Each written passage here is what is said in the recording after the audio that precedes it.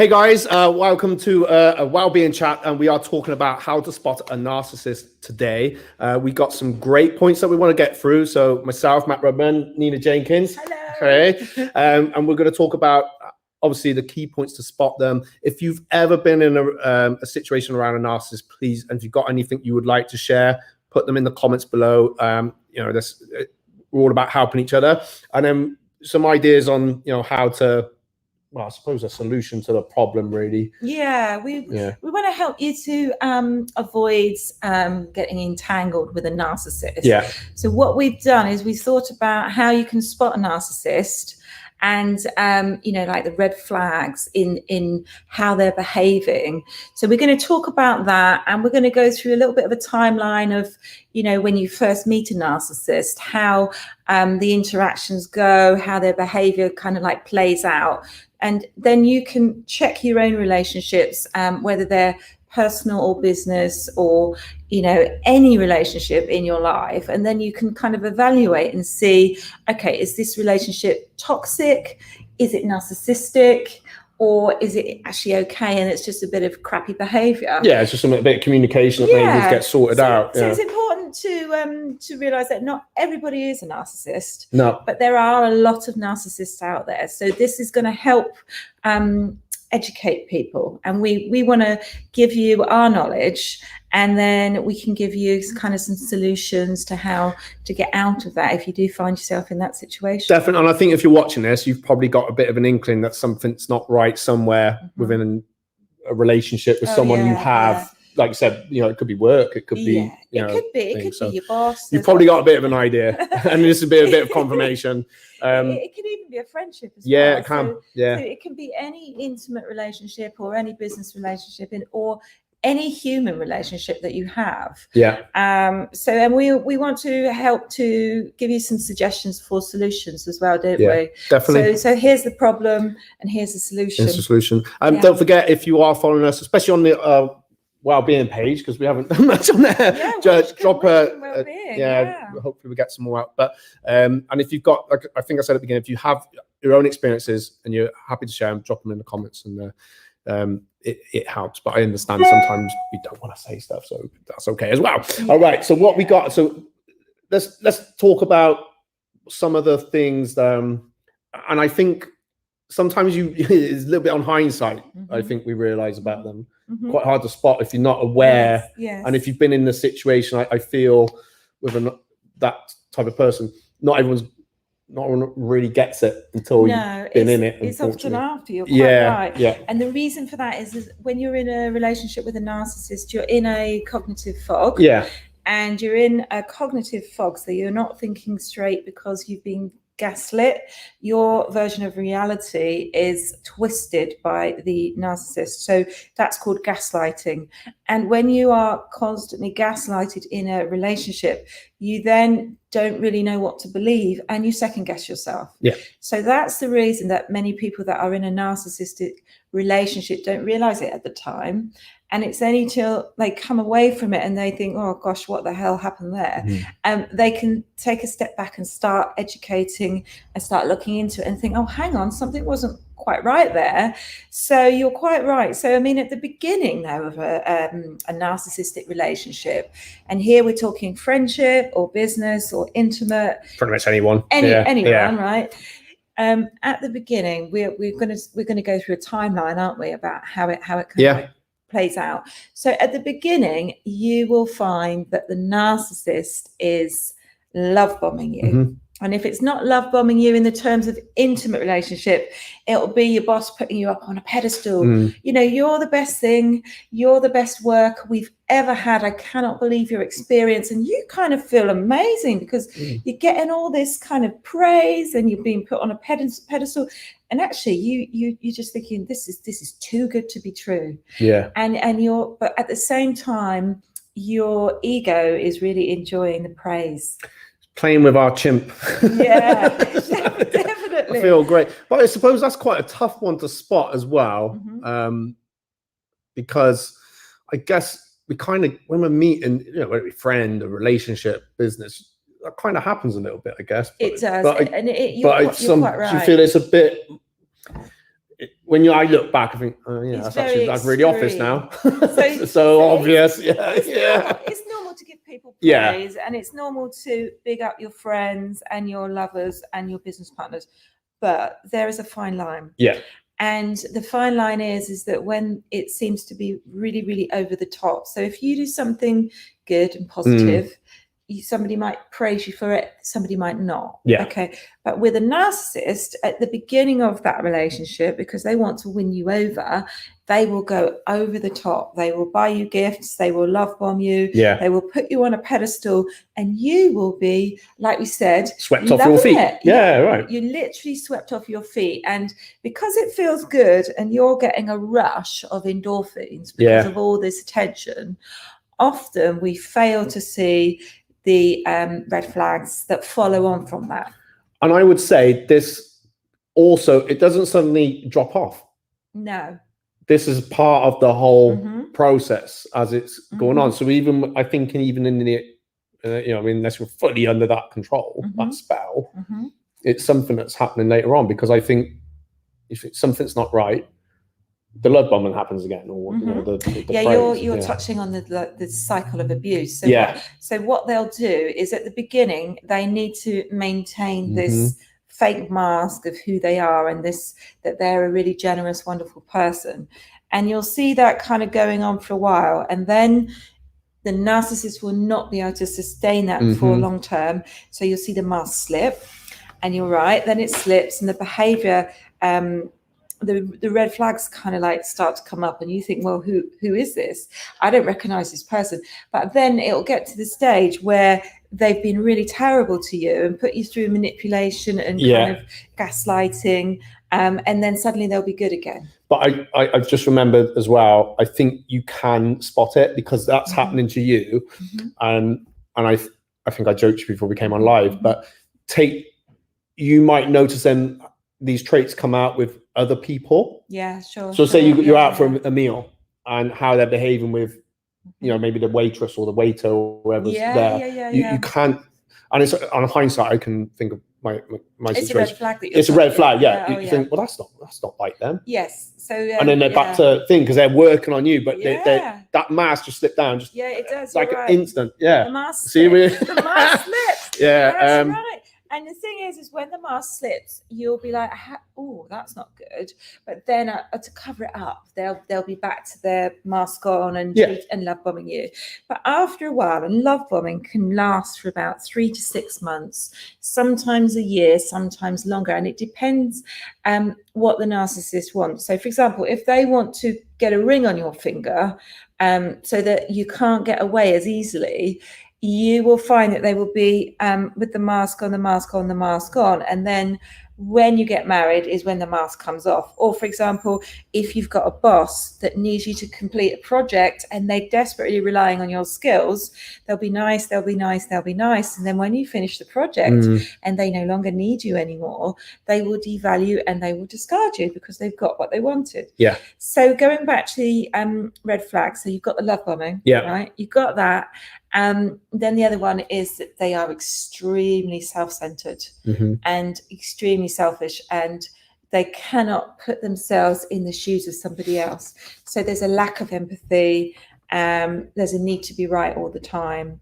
They will not apologize if they do something wrong. So they just cannot reveal that vulnerability, and they will project their abusive behavior onto you. So what they are doing to you, they will then say that you're doing back to them.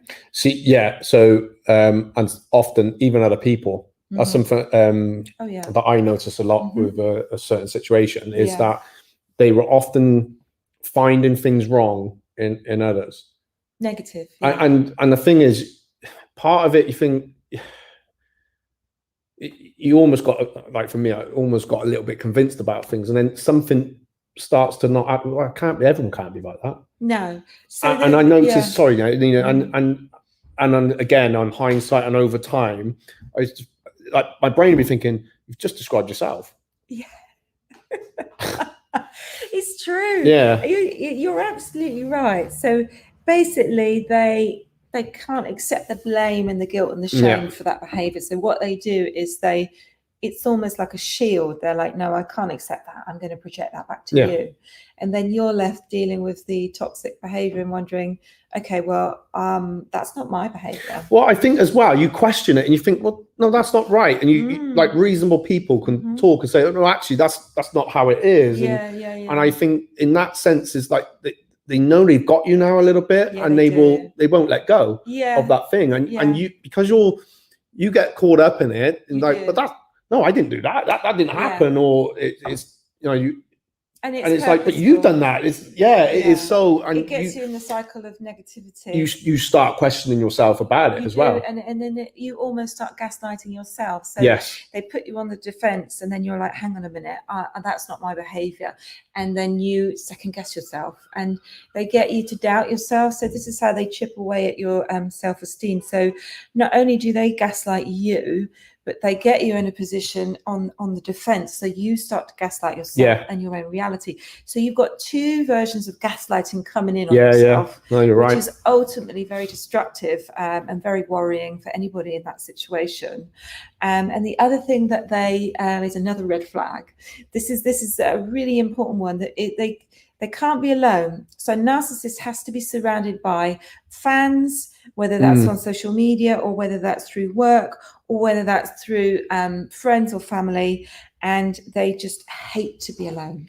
So some people don't like to be alone, but it doesn't mean they're a narcissist. But the narcissist, typically with all the other traits, does not like to be alone, because they thrive on narcissistic supply. It's what boosts their ego. So their egos are very fragile from the trauma that they've been through, and that is sad, so we need to have compassion in that respect, because a narcissist is made because of the way they've been treated. But I think sometimes that can also, if you're quite empathic, that can also it can be dangerous because it can draw you in a little bit, because generally we're all good people. We want to that sounds sad, and I think it can get used as a like, I'm getting validation now. So this poor me story is, I notice when I say the poor me story, don't get me wrong, there's nothing wrong with that. It's nice, sometimes you got to do that, but there's also it comes a cutoff, I think, on there. You've got to draw the line. You do, and ultimately you're quite right, Matt, because the narcissist will typically go for an empathic personality, and it's like a moth to the flame, and for exactly that reason. And it's like a fishing hook, because they know, they can see a mile off. They know that you're nice, they know you're kind and compassionate, and that's why a lot of empaths will find themselves ensnared with a narcissist. And so this narcissistic supply is like the narc's drug. They can't survive without it. So you will see them desperate for narcissistic supply. So you'll see a lot of strange behavior on social media. And if they can't get supply that way, they will get it in person. So they often have lots of flying monkeys around them that we discussed before. We did, yes. And they're not actually real friends. And they're only there to fulfill that narcissistic supply. I think they think they're real friends, though. They do. Or they can, so they're in that same thing. But they feel like they're real friends. And I think I've been caught up in, like I said to you, I felt I got caught in that. I was definitely a flying monkey at one point for a situation. And you wouldn't even realize. No, I didn't realize. Like now I can totally see it. And it's like, oh my God, what an idiot. You get, it's almost like we discussed before. But it's so believable what is being said. Sorry. It's all right, because you're quite right. They are master manipulators. And the thing is that it's very difficult to go up against a narcissist, because you'll never win. You'll never ever win. You're never going to win, because a narcissist has been doing it all their lives. And they are way ahead of you in terms of manipulation. So another red flag is you see they're very manipulative. And they're trying to get their own way all the time. And it's their way or the highway. And they will obviously project, they will triangulate, so they will interfere with your own relationships. And if they get into your inner circle, woe betide you. You need to get them out quick. 100%. And you don't even know what's going on in the background. Exactly. You might find out. I think I was lucky to find out, in some respects too late, but you find out afterwards, and you think, well, gosh, I can't believe that they said that thing to, it's to my like, oh friend my about God, me. I think, it said that, and not people believe slowly it. people believe it, or they don't say anything. So you and I find think out, it's almost like, you know, if here now it'd be right, there's a total, they're in between, but psychologically they're just in between. And they've said stuff that's almost, like you said, master manipulators. They are. It's like, well, is that true? So it makes sense. Well, it wasn't me. They said it. Yeah, they say what they do is they're very clever. A narcissist. It's little seeds, isn't it? Yeah, they sow a seed of truth. Yes. Just a tiny grain of truth. Yes. And then they engulf it in their lies. Yes. So that way they can get with twisting the truth and twisting the manipulation, but they include that grain of truth so that people will believe it. Yeah. And this is how the manipulation works, often behind your back with the smear campaigning. So, because I know you've studied this now, haven't you? And you've spent a lot of time studying it, which is, I know we're going to come on to it a bit, which kind of wanted to kind of get that in now. Yeah. And I know you're doing a lot for, you know, victims of narcissism as well. So in that, and in your own experience as well, did, like, from my point of view, it sometimes also felt, I started to notice things, but it was also, part of me was thinking, as that manipulation was going on, was it to like draw you in as well? If that makes sense. Yes. It was to draw. Yeah, so it's definitely to draw you in. And what a narcissist's goal is ultimately to get narcissistic supply. That's the number one reason that they want to enter into a relationship with you. So it's not a real relationship. It's a transaction. Yeah. And you supply, you give narcissistic supply, and they are obviously enjoying that. Yeah. But you think you're in a real authentic relationship. But actually the sad reality of it is that you're not. No. But at the time you don't often realize that. No. And so the solution really is to obviously avoid these types of relationships.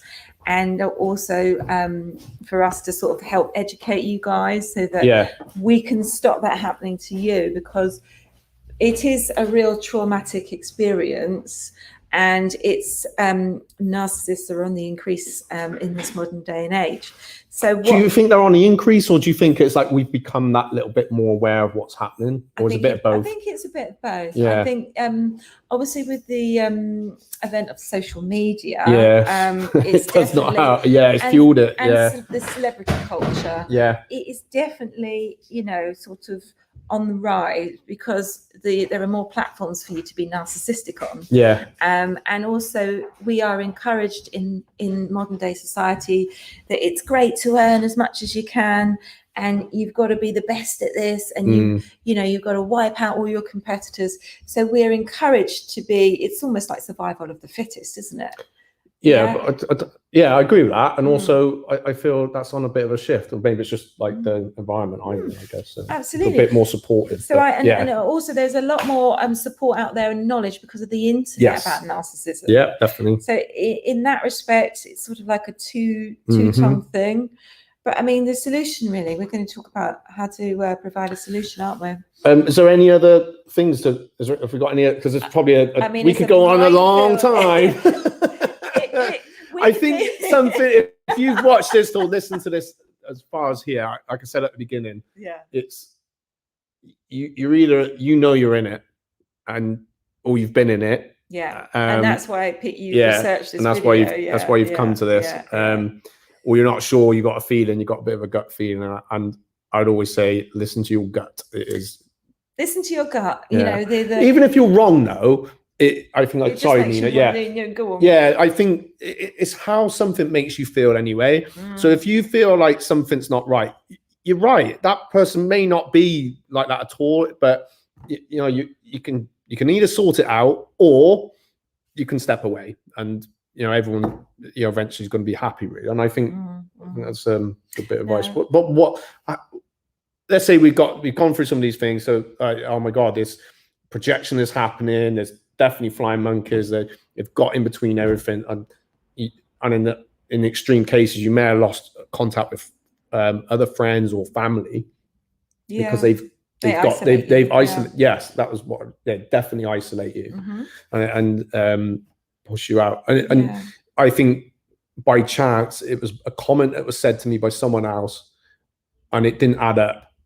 And then I think I said whatever I had to say because I can't remember quite 100% what that was. And then from there, things started coming out. And then it's like, oh my God. Yeah, and then it unravels. It unravels. And even when you think it's unraveled, it unravels some more. Yeah. It's like an onion. There's layers and layers and layers to it. Well, then it's a really tough time, because then you're starting to realize what's happening. Yeah. So you were coming out of that cognitive fog then, and you were like, hang on a minute, this isn't right. And you start to work out what's happening. The thing is, I thought I'd stepped out of that. It's like, no, you know what, friendship, forget it.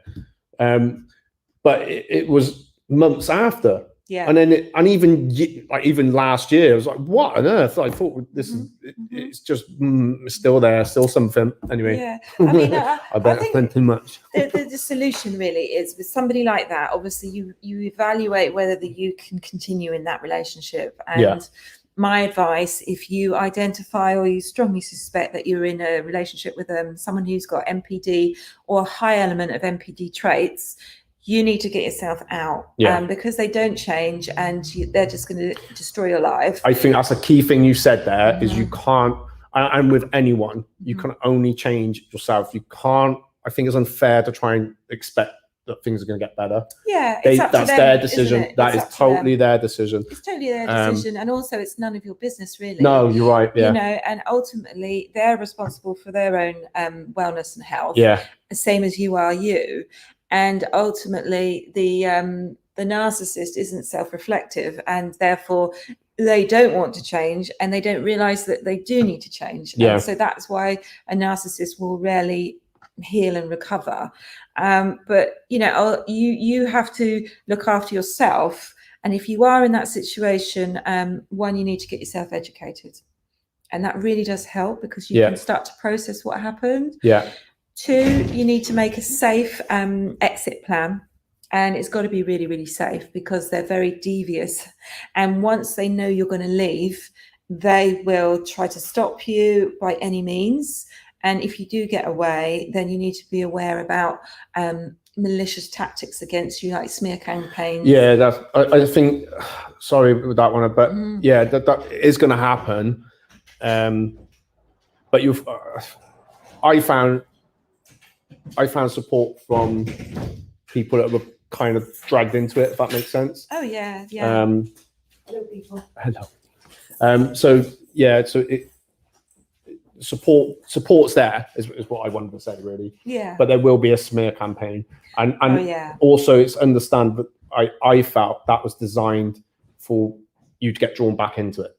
Definitely, they want to keep you in that cycle of drama. Yes. Because it fuels them. Yeah, exactly. Yeah. Any supply, it doesn't matter whether the supply is negative or positive. Yeah. A narcissist doesn't care.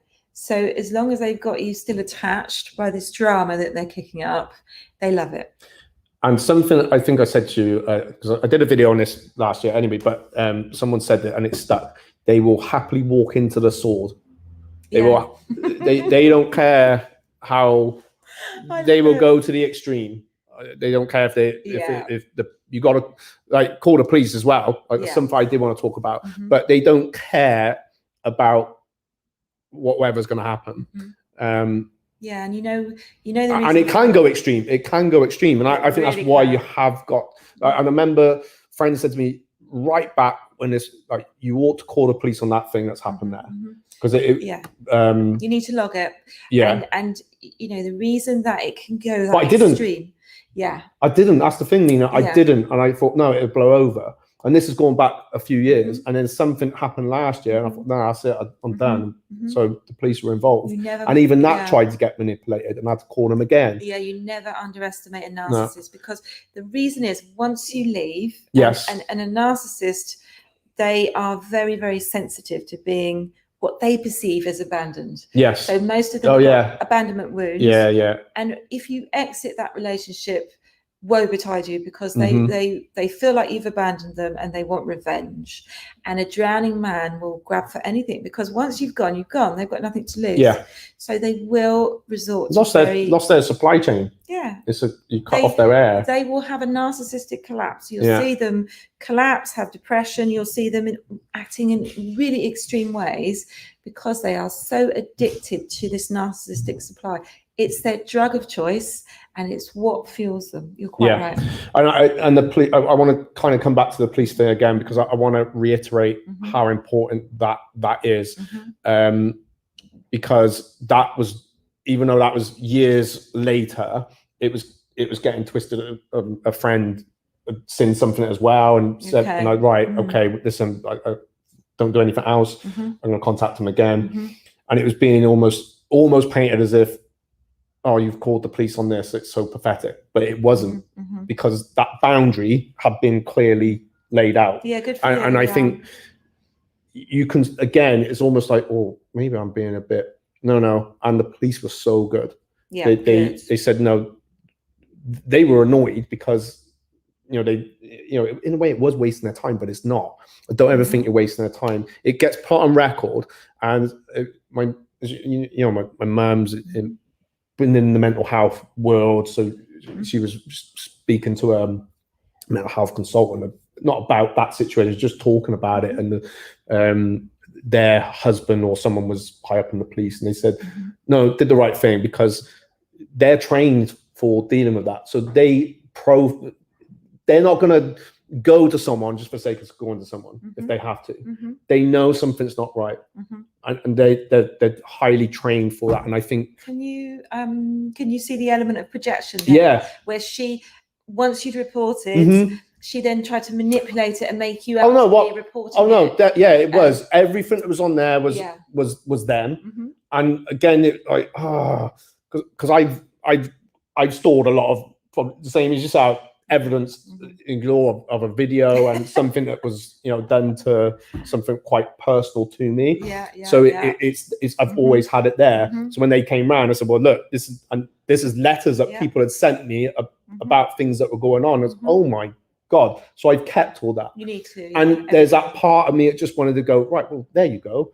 But I had to stop that, because I didn't want to, you know what I mean? So you got this little chimp kicking off. So no, I didn't get involved in it, and I just went, right, please sort this out. It's projections. So what she was trying to make out then is, because you've reported it, she tried to manipulate it, right? Yeah. And then she's trying to insinuate that you're reporting for ridiculous reasons. Exactly. And so there's another example of projection. And the point was, it could put you off. But I thought, no, I'm going back. They said call back, so I'm calling back. They were shocked to come around the house. Like, so anyway, I don't want to go too much into that. No. But I think you're quite right. You have to document everything with a narcissist. 100%. You have to report everything. It's all about evidence. You have to have the evidence. So you're quite right. And it's how, sorry, again, it's how it made you feel.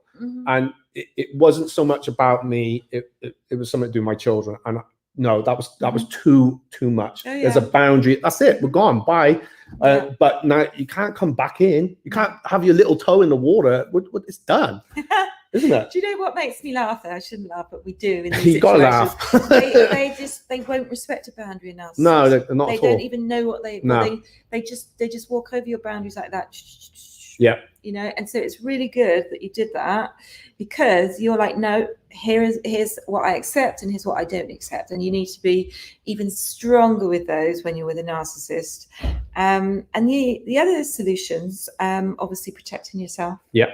Making sure that you're locking down your social media. You're going to be stalked. And they will find a freaking way, I'm sure. Yeah, I've not had that. Stalked, you're going to be harassed. You're going to get the smear campaign. Yeah. You're going to get the gaslighting. You're going to get, them talking badly about you. So in any way you can, protecting yourself. And if you need to get the police involved, get in touch with your local police and report everything that's going on. Yeah, 100%. Keep also a log for yourself of all the different events that are not quite right or a bit suspicious. And I think if something happens, write it down immediately.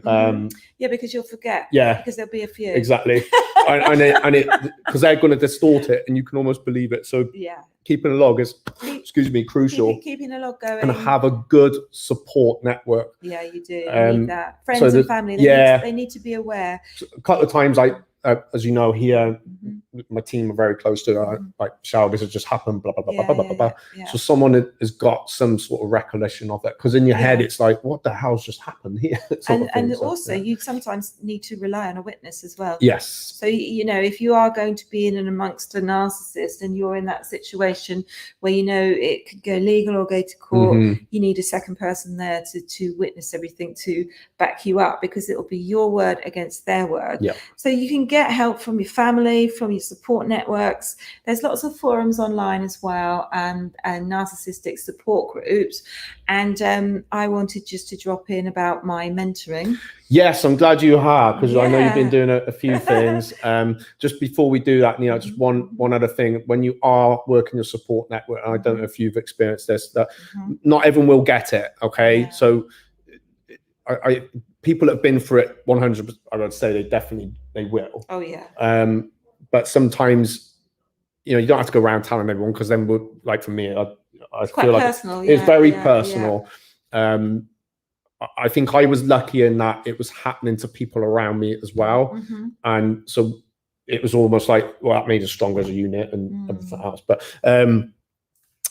yeah, I think not everyone will get it. And almost sometimes people question things because it's like, well, that sounds ridiculous. Well, it's like, it is ridiculous. It's quite dangerous to do that. Exactly. It invalidates your experience. Yeah. So you've got to go to the people that know the experience and know about that. Exactly. Yeah, exactly. I know what you're saying. Yeah. And if there's other victims within that, then yes, they will. Yeah. They will. If someone hasn't been through it and you describe what's gone on, it sounds like a movie, right? And they won't get it, and they'll give you advice, but that advice will probably invalidate you. They won't quite know the right thing to say. So my advice is not to do that. No. And you're to keep it to the people that understand and truly know you. Yes. And you got a few key people that are in your team, because it will fuel some of what's been said about you, I think, as well. So you have to be but they'll try to make you out like you're crazy. So you need to get specialist help, and you need to go with somebody who knows what they're talking about.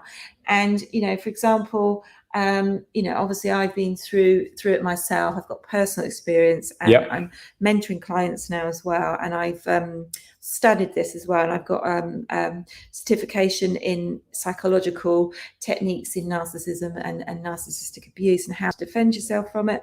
And so I decided to take what I'd learned over the last 5 years and put that into a positive and start mentoring. So I'm now taking clients, I know, which is brilliant. I know, I've seen that and I was so excited. It's really, really great. And it's really nice to see the people that have been suffering like come through it and come up and come up and come up, and they elevate their life, and they, instead of like staying stuck in the abuse and that experience and feeling depressed and down, they lift themselves out, and actually they become a better version. So they transformed. They transform. And I guess it's quite an intimate, as in it stays in your group, doesn't it? It completely. So everything is confidential, and you know you're coming in and you find that you can tell your story to somebody that understands, but then they can guide you and give you the right advice to go down this path or that path or this path, and then you can safely exit that scenario very, very safely. You can get the help you need, and you've also got a shoulder to lean on. But in terms of the knowledge you need to navigate that situation, it can be very treacherous and very tricky. So you do need to reach out to people that know what they're talking about. And you find in that group as well, because they're surrounded by people that have been through it, that maybe someone talks about whatever, and then someone else had a similar experience, and it's like, oh my God, I'm not crazy. Exactly. It validates that you're not, isn't it? It's like, oh my God, this happened to me as well. It's really good. It's really good. It's empowering. Isn't it? And you start to realize it wasn't you. After all, it wasn't you. It was nothing to do with you. In fact, you were in a situation or a relationship with somebody who, unfortunately, you know, has a disorder, and MPD is a mental health disorder. And even if they haven't got a full-blown MPD, they might have a high spectrum of MPD traits or narcissistic traits. So they don't need to be diagnosed, and few of them are diagnosed. So you'll rarely find that because they just don't go to that level of self-evaluation. And then say, okay, I'll take myself to counselling. No, I think they're after their next victim. It's just not going to happen. And even when they're still on the next victim, I think they're still on the old one. Still on the old one. They like to have a network around them of people they can pick and choose. So they're never alone. You see, they're never alone. No, definitely. But I mean, we've covered quite a lot. Covered a lot, so I hope that's helped. And obviously, Nina, is that separate to the yoga that you're doing? Because obviously, you know, I know it always comes back to exercise, but I know it's empowering me here at the Cheltenham. You know, with the fitness we do, we have people from all different backgrounds. So it's just, I think it's just, you've kind of gone through a grief thing with this. Same as someone dying, or even if it's just a normal relationship breakup, and you question yourself. You're going to be going through a bit of anger. Like for me, I was like, I can't believe that this happened. I was quite angry at how it affected other people, and especially some of the things I read.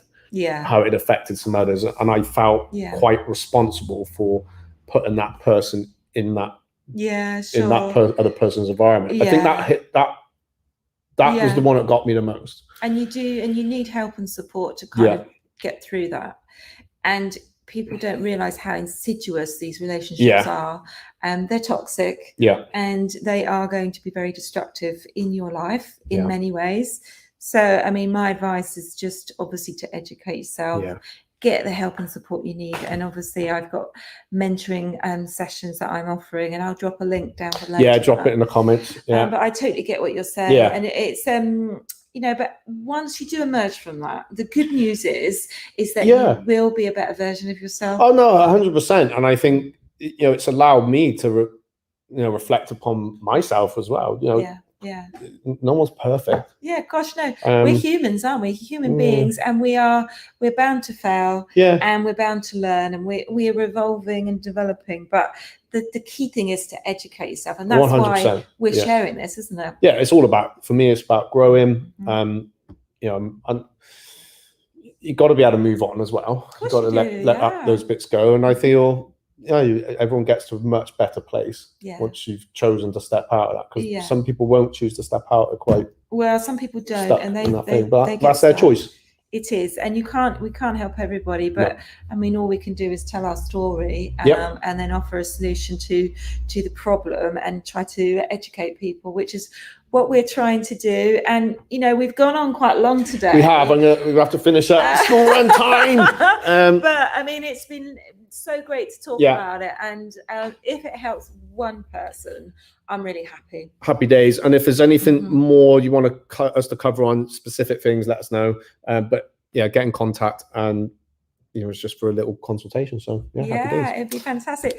Take care, guys. Look after yourselves, and share this video if you think it's going to help somebody. Definitely. Peace, love. Take care. Bye.